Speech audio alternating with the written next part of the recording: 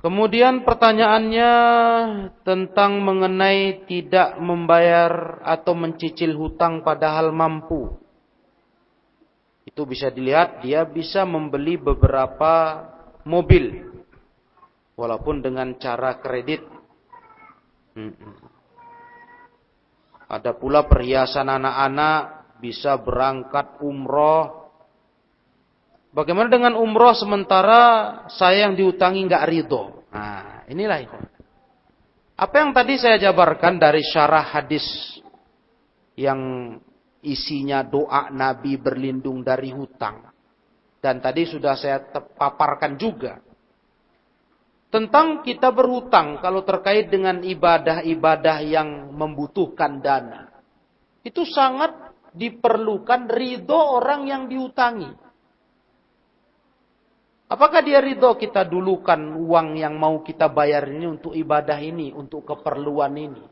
Kalau dia ridho silahkan, kalau tidak, nggak bisa. Kaitan dengan umrohnya, para ikhwah yang mulia, tidak ada kaitan memang. Karena ini harta halal, cara umrohnya benar.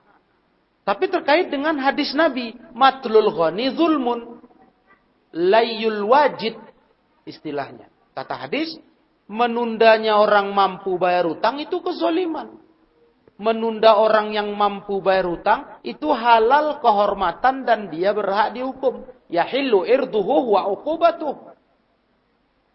Nah itu. Jadi nggak pantas. Ya. Apalagi sampai-sampai dia bisa membeli perhiasan dan sebagainya. Masya Allah. Ini kan nggak pantas sekali para ikhwah. Utang inilah yang dahulu. Ini bukan perkara pokok dalam hidup. Kita nggak punya perhiasan pun nggak apa-apa. Nggak punya kendaraan pribadi nggak apa-apa. Tapi utang ini yang harus dituntaskan, ditunaikan.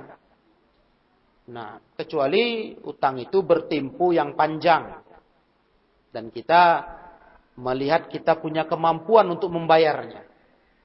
Nah, sekarang karena tempo belum jatuh, kita punya uang, punya harta, kita pakai untuk keperluan. Silakan. Tapi dengan catatan, di saat tempo jatuh kita mampu. Artinya kita punya perancangan-perancangan untuk membayar di saat tempo jatuh. Begitulah mestinya hidup ikhwah. Ini yang nomor pertama dan utama diperhatikan. Ini harta orang di tangan kita. Harusnya selesaikanlah, baru urusan-urusan lainnya di hidup kita penuhi. Karena bukan perkara pokok, ikhwah, kendaraan, perhiasan, sampai perjalanan kita beribadah, umroh atau haji.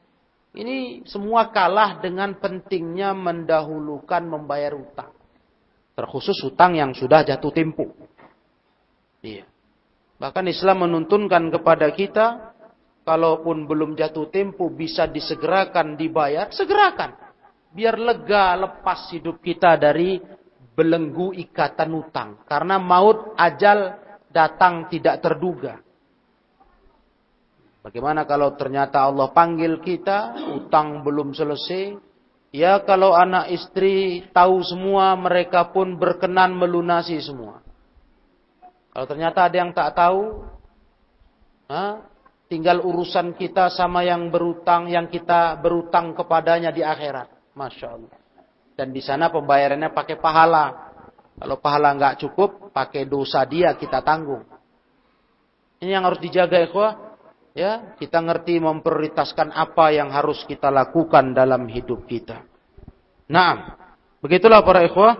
Semoga kita terjaga dari apa yang Nabi berlindung daripadanya. Al-maghram wal ma'tam. Banyak utang dan banyak dosa. Wallahu a'lam bissawab.